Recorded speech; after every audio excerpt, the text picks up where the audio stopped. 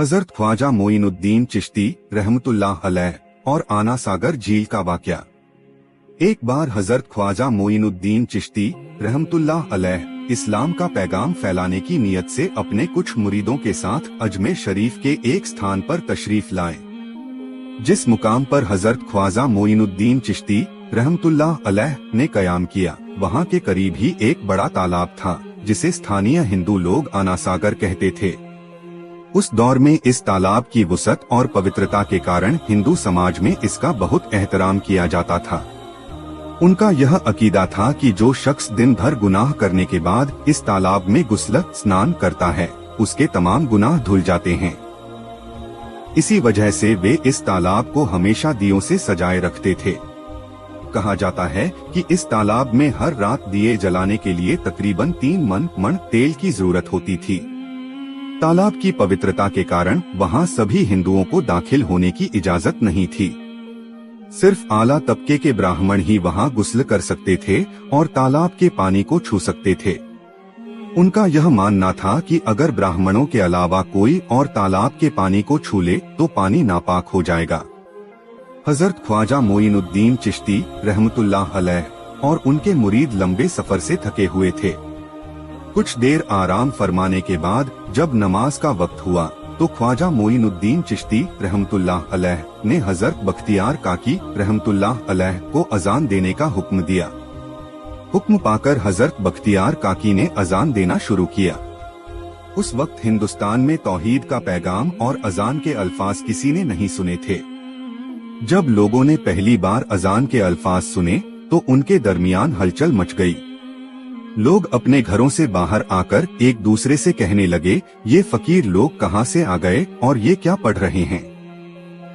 अजान खत्म होने के बाद हजरत ख्वाजा मोइनुद्दीन चिश्ती रहमतुल्लाह अलैह और उनके साथियों ने आना सागर तालाब पर जाकर वुजू करना शुरू किया। जब हिंदू पुजारियों ने देखा कि एक अजनबी दरवेश उनके मखसूस तालाब का इस्तेमाल कर रहा है तो उनके दिल में गुस्से की आग भड़क उठी। एक पुजारी बोला, यह दरवेश कहाँ से आ गया? बिना हमारी इजाजत के इसने हमारे पाक तालाब को हाथ लगा दिया। हम इस तालाब को कितना मुकद्दस मानते हैं और इन मुसाफिरों ने इसे नापाक कर दिया है। इसका कोई हल निकालना ही होगा। इसके बाद हजरत ख्वाजा मोइनुद्दीन चिश्ती रहमतुल्लाह अलैह ने तमाम साथियों के साथ मिलकर जमात के साथ नमाज अदा की। लोग यह मंजर देखने लगे और कहने लगे, यह तो कोई अजीब फकीर है। हमारे मंदिरों में सब देवी देवता मौजूद हैं और ये उनकी इबादत न करके किसी नए खुदा की इबादत कर रहा है। अगर मंदिर के बाहर भी कोई खुदा है तो उसे भी मंदिर में रखा जाना चाहिए ताकि लोग उसकी भी पूजा कर सकें। शाम ढलने लगी। शाम होते ही राजा पृथ्वीराज के ऊंटों के चरवाहे अपने ऊंट लेकर उस जगह पहुँचे। इत्तेफाक से हजरत ख्वाजा मोइनुद्दीन चिश्ती रहमतुल्लाह अलैह उसी जगह पर तशरीफ फरमा थे जहां आमतौर पर राजा के ऊंट आराम किया करते थे। चरवाहों ने देखा कि एक दरवेश का काफिला उनके मुकाम पर आकर बैठा है। उन्होंने हजरत ख्वाजा मोइनुद्दीन चिश्ती और उनके साथियों से कहा, अरे फकीर बाबा, आप कहां से तशरीफ लाए हैं और यहां आकर बैठ गए? क्या आपको मालूम नहीं कि यहाँ रोजाना राजा पृथ्वीराज के ऊंट आराम फरमाते हैं? राजा के ऊंट यहाँ आराम करते हैं, यह जानते हुए भी आपने यहाँ बैठने की जुर्रत कैसे की? हजरत ख्वाजा मोइनुद्दीन चिश्ती रहमतुल्लाह अलैह ने उन चरवाहों को नरमी से जवाब दिया, बाबा, हम मुसाफिर हैं और अनजान हैं।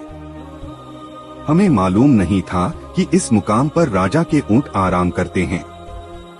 चूंकि हम पहले ही यहाँ रात गुजारने का इरादा कर चुके हैं, तुम अपने ऊंटों को आज किसी और जगह आराम देने ले जाओ, आसपास बहुत सी जगहें हैं।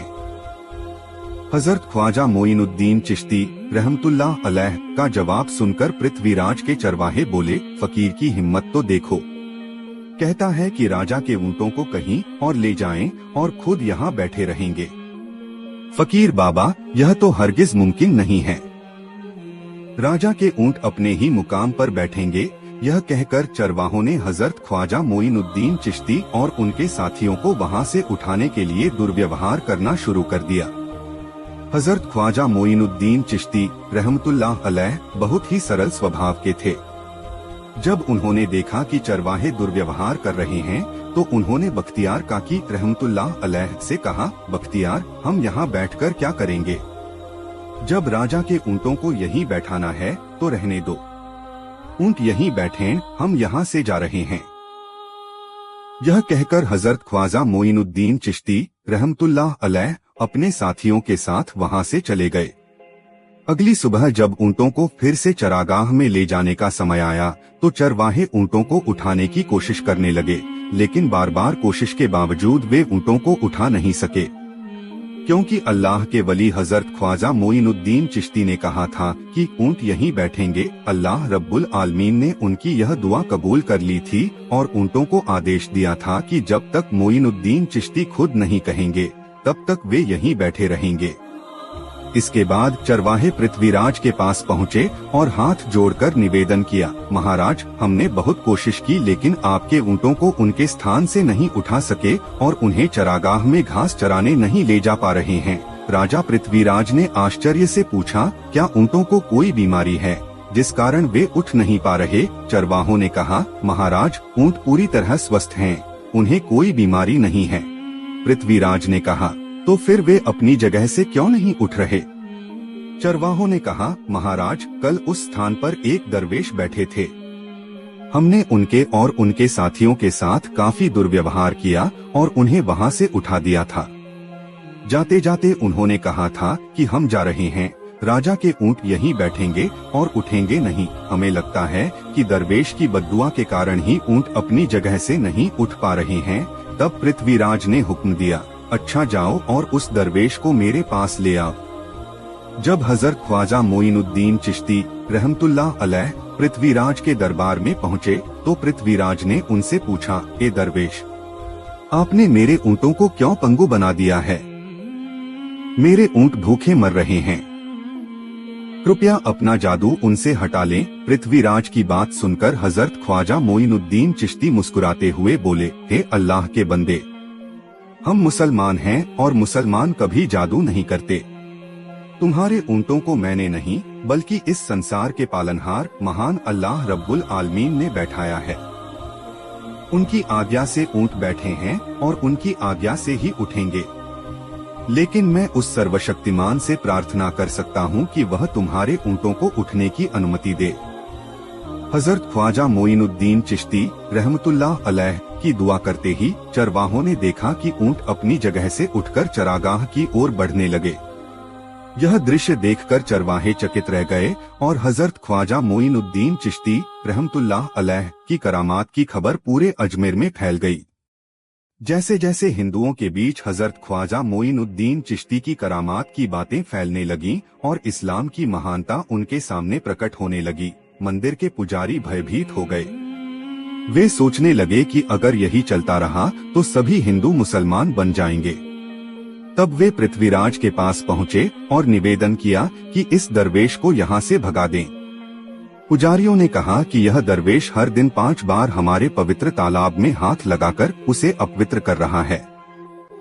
पुरोहितों की बात सुनकर पृथ्वीराज ने हजरत ख्वाजा मोइनुद्दीन चिश्ती को बुलाया।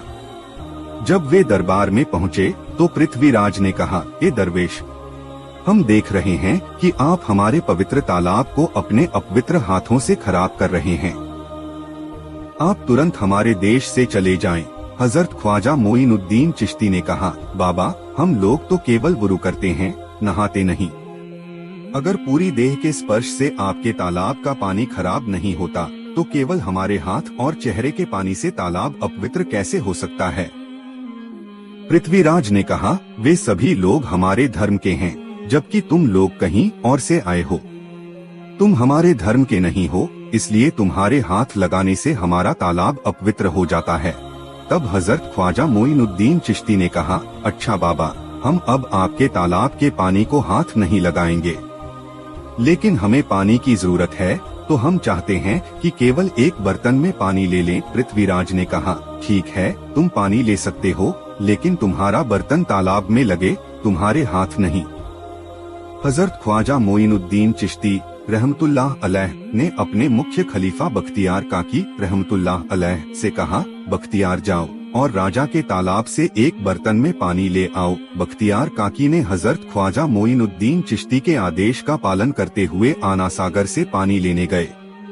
उन्होंने बर्तन को तालाब में डुबोया और उनका हाथ पानी को नहीं छू सका, क्योंकि चमत्कार वश पूरा तालाब एक छोटे बर्तन में समा गया।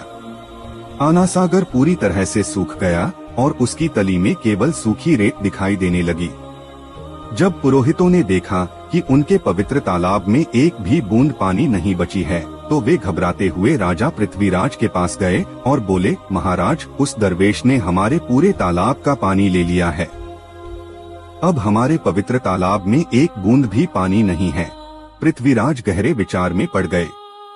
उन्होंने कहा, तुम लोग जाओ और उस दरवेश को मेरे पास बुलाकर लाओ। जब हजरत ख्वाजा मोइनुद्दीन चिश्ती पृथ्वीराज के दरबार में पहुँचे तो पृथ्वीराज ने कहा, ए बाबा, आपने हमारे तालाब का सारा पानी ले लिया है, हम अपने पापों का प्रायश्चित कैसे करेंगे? हजरत ख्वाजा मोइनुद्दीन चिश्ती ने उत्तर दिया, देखो बाबा, पापों को धोने की ताकत इस तालाब के पानी में नहीं है। पापों को माफ करने वाला केवल अल्लाह है। इसलिए मैं तुम्हें इस भ्रम को छोड़कर सही राह पर आने की दावत देता हूँ। वहाँ मौजूद हजारों हिंदू हजरत ख्वाजा मोइनुद्दीन चिश्ती की बातें मंत्रमुग्ध होकर सुन रहे थे। इसके बाद उन्होंने कहा, जाओ बख्तियार, जिस बर्तन में तुमने तालाब का पानी लिया था उसे वापस तालाब में डाल आओ। बख्तियार काकी ने हुक्म से आना सागर में बर्तन का पानी डाला। जैसे ही बर्तन का पानी तालाब में डाला, आना सागर फिर से पानी से लबालब भर गया। इस चमत्कार को देखकर वहां मौजूद कई हिंदुओं ने कलमा पढ़कर इस्लाम कबूल कर लिया। यह देखकर हिंदू पुरोहितों की चिंता बढ़ गई। उन्होंने पृथ्वीराज से कहा, यह दरवेश एक बड़ा जादूगर है, इसका मुकाबला जादू से करना होगा। हमारे बीच एक बड़े पुरोहित और जादूगर रामदेव हैं, उन्हें इसके मुकाबले में भेजें। पृथ्वीराज ने रामदेव को बुलाकर कहा, रामदेव, मैं तुम्हें इस दरवेश को जादू से हराने की जिम्मेदारी दे रहा हूँ। रामदेव अपने साथियों के साथ हजरत ख्वाजा मोइनुद्दीन चिश्ती रहमतुल्लाह अलैह के सामने मुकाबले के लिए पहुँचा। उसने कहा, मोइनुद्दीन, अगर तुम में ताकत है तो मुझसे जादू का मुकाबला करो। हजरत ख्वाजा मोइनुद्दीन चिश्ती ने उसकी बातों का कोई जवाब नहीं दिया। रामदेव ने देखा कि ख्वाजा मोइनुद्दीन चुप हैं, तो उसने गाली गलौज करना शुरू कर दिया। जब रामदेव अपनी हदें पार कर गया तो हजरत ख्वाजा मोइनुद्दीन ने उसकी आंखों में देखते हुए कहा, रामदेव, तू चिल्ला रहा है, लेकिन मैं तेरे माथे पर ईमान की रोशनी देख रहा हूँ। हजरत ख्वाजा मोइनुद्दीन चिश्ती रहमतुल्लाह अलैह की यह बात सुनते ही रामदेव कांपने लगा और उसी क्षण अल्लाह रब्बुल आलमीन ने उसके दिल में ईमान की रोशनी डाल दी। रामदेव हजरत ख्वाजा मोइनुद्दीन चिश्ती के चरणों में गिर पड़ा और बोला, हे अल्लाह के वली, मैंने आपके साथ बहुत बदअदबी की है, मुझे माफ करें और मुझे कलमा पढ़ाकर इस्लाम की राह दिखाएं। हजरत ख्वाजा मोइनुद्दीन चिश्ती रहमतुल्लाह अलैह ने रामदेव को कलमा पढ़ाया और उनका नाम रखा मोहम्मद सादिक। इतिहास बताता है कि बाद में रामदेव मोहम्मद सादिक के रूप में एक बड़े अल्लाह के वली बन गए।